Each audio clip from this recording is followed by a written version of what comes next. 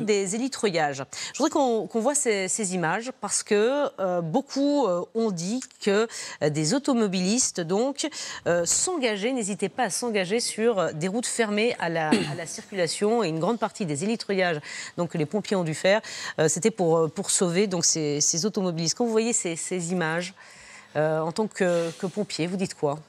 Je pense que la culture de sécurité civile dans notre pays est perfectible, que nos concitoyens ont tout intérêt à respecter les consignes des autorités, ne pas se mettre en danger inutilement, et puis penser à l'après, penser que se déplacer pendant qu'il pleut, quand une route est légèrement inondée, même si on passe toute l'année par là, ça peut être dangereux. 10-15 cm d'eau suffisent à emmener une voiture.